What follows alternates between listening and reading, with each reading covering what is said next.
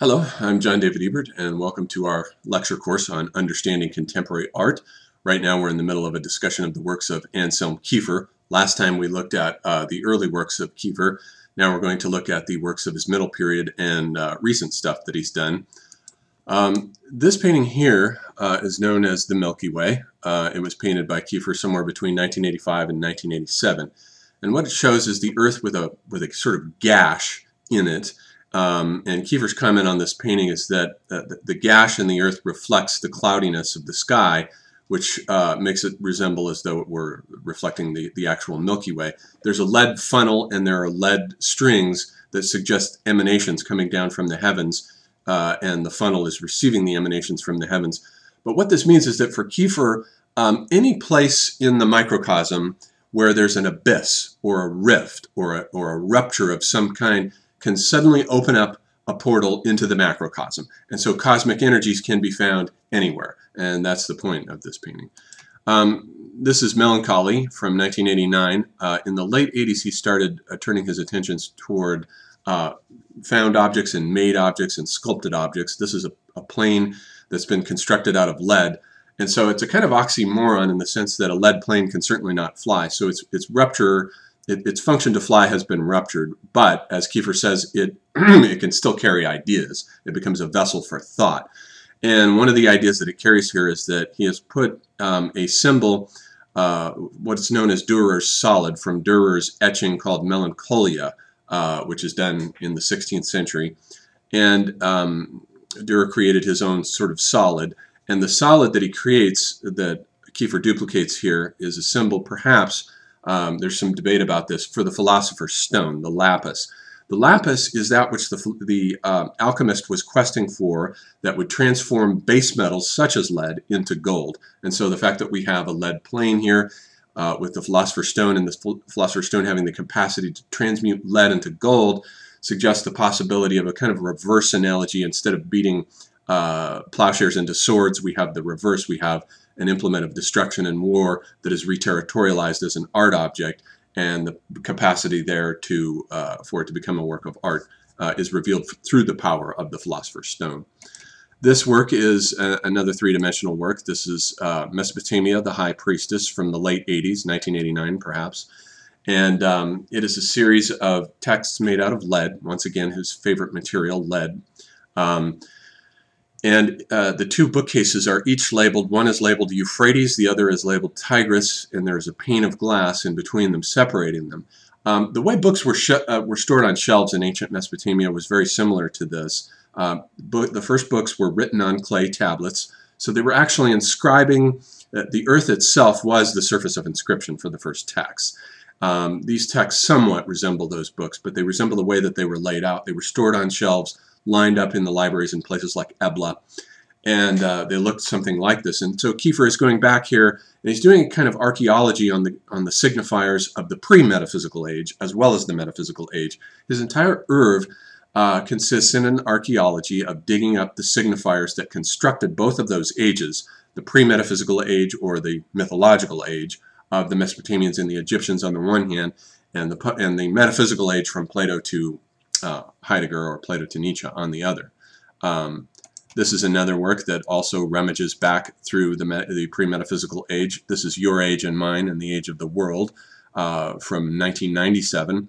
Here he turns to Egypt instead of Mesopotamia, to the Great Pyramid of Cheops, also known as Khufu. Cheops is the Greek name. Khufu is the original Egyptian name. Khufu was the son of a man named Snefru, who in the 4th dynasty was the greatest of all the pyramid builders. He built more pyramids than any other pharaoh before him, or indeed even after him. And so and he was a genial ruler, but his son Khufu was a rather nasty tyrant, and he wanted to compete with his father, so he created the greatest pyramid of all. Instead of his father had the most, so he creates the largest. And so we have the Great Pyramid. And by the time we discovered it in the West, of course, the limestone casing had been stripped off and the pyramidion at the top was gone. And so what we have really is just a shell, a carapace left behind by life which has vanished. A temporal metabolism has already cycled through this civilization, and all we have left are its shells, which are exactly analogous to seashells or fossils. And Kiefer paints it as such. It looks very much like a sort of dead flower that one might find crushed between the pages of some family album of reminiscences. It's a carapace, a dead shell, like that of a cicada left behind on a tree after the insect has gone. And this is Falling Stars from 1995. This now begins to, here Kiefer is painting himself for the first time in a long time in his art, and he's showing himself on the ground as receptive to cosmic influences. So he's open now to the heavens. And the heavens now switches out with the earth for occupying 3/4 of the canvas, because he's shifting his orientations in the paintings of the 90s to a cosmic orientation, and he does a whole series of star paintings at this time. And he's taking in the cosmic heavenly influences now, not so much the earthly influences. This is one of the works that results from that. This is The Secret Life of Plants from 2001. It's titled after a book by that was written by Peter Tompkins on the secret life of plants. But what it is a series, it's a book, and Kiefer has a history of making books. That's one of the things that he does is make these little sort of homemade looking books with collages and scraps and photographs in them. This book, you couldn't guess it by looking at it, but it's a 6-foot tall book, so it's as tall as a person, and each page is a sheet of lead with the star maps that do not have the traditional Greek names on them, but the NASA star names. And so this is the scientific construction of the cosmos, and it evokes the myth of the great book of nature that we spoke about last time, where Galileo saw all the secrets written in the great book of nature. Here he has NASA still writing and seeing the cosmos in terms of the great book of nature, but with scientific formulae and equations, which creates a kind of indifferent cosmos, one in which it is very easy to get lost because the landmarks are simply numbers rather than mythological names. So it isn't a cosmos in which the soul finds itself very much at home, but rather a wanderer and is lost. Here's another one of his star paintings from this period. This is Andromeda of 2001. And this shows the influences of the constellations imprinting on the watery abyss. The primordial watery abyss from out of which creation will come is receiving, instead of Kiefer himself now, is receiving the cosmic influences. They will imprint the basic Platonic archetypes. This is the exact opposite to the scientific construction of the universe. This is the old mythological age, pre-metaphysical construction of the universe, in which one is receptive to the powers of the constellations, which imprint one with their powers in a Platonic and astrological sense. The reference to the secret life of plants in the previous work was a reference to the fact that Robert Flood and others such as Rudolf Steiner had said that the plants are receptive to cosmic influences of the planets and the stars. The spiral growth of a plant imitates the spiraling of the heavens as it whirls around the pole star, according to Rudolf Steiner. And so there is a micro-macrocosmic correspondence between plants and planets, and Kiefer is playing around with this. Here's another one of the ancient cosmologies. This is the spirit brooding over the abyss again, only this time it's a desert, and we have, once again, Dürer's solid, the polyhedron from Dürer's painting Melancholia, and there's some lead underneath it that is molten lead that has been poured on the canvas. Lead is the metal that is associated with Saturn, the slowest moving of the planets. Lead is the heaviest of the metals, and it corresponds to the melancholic temperament. Of the 4 great classical temperaments, the melancholic was thought to be a kind of fluid that if one had an excess of, one would have a depressive disposition. But here he's got the Philosopher's Stone as a symbol of the order and organization of the human mind, which imprints upon the primordial chaos the possibility for art, basically, to extract a cosmos out of the chaos in imitation of the act of the demiurge, the great creator.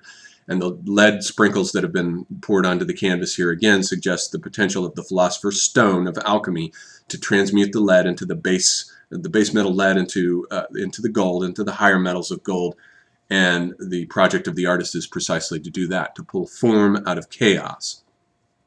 And long about 2004, he began to return to, he did an exhibition of works where he returned to the themes of World War II. This was a series of 30 paintings that he did that were dedicated to the Russian futurist Velimir Klebnikov, who was a Russian futurist who died at the age of 36 in 1922, and he was one of the founders of futurism. And he had a theory, a cyclical theory, that naval battles recur every 312 years, or multiples thereof. And so what Kiefer has done here is to create submarine battles and to put U-boats, three-dimensional boats that he's attached to the canvas, something that he's done all along, attaching things to canvases, to create a sort of memorial to this cyclical idea that war is something, if it is indeed cyclical, it's something that cannot be fixed or gotten rid of. It's endemic. There's a cosmic dimension to war. It's part of the cycles of the planets, and it may as well be simply ingrained in the cosmos. Here's an armada that from the same exhibition. He's glued a series of these boats to this canvas.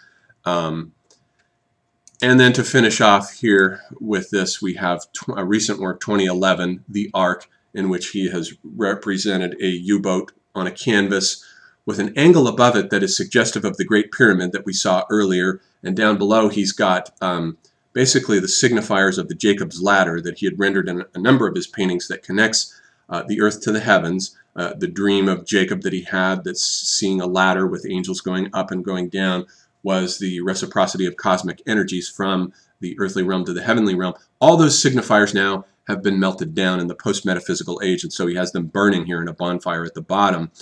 The U-boat represents the technologization of ancient powers, like the shaman's power to go underground or to burrow down or to go into the water, has been replaced by the U-boat, just as the airplane has replaced the shaman's ability to fly through the air. So all the ancient powers have been technologized, and all that is left of them are the traces and ghosts. Instead of a pyramid here, we have its trace. We have a dead signifier. We have merely the geometrical angle that would require filling in. But notice that the sky and the earth, the sky and the water rather, are basically the same color here. There are no horizons in the post-metaphysical age anymore because technology has essentially rendered the old distinction between the heavens as a realm of separate eternal powers, a realm of gods, angels, and archetypes, and the earth as a realm of temporal metabolism, a realm with its own laws totally separate from those of the heavens, is now obsolete in the post-metaphysical age, in the technological age, in which there is no above and no below, because the laws we now know are precisely the same in the heavens as they are on the earth. And so technology has transformed everything. There are no horizons. There is no, properly speaking, no real up and no real down. And so all those old metaphysical age compasses have to be tossed out now in the quest for new signifiers. And that's essentially what Kiefer is doing, is reterritorializing old signifiers and combining them into hybrids in quest of new signifiers. And so next we'll finish off the discussion with Kiefer by looking at his work at La Rebote.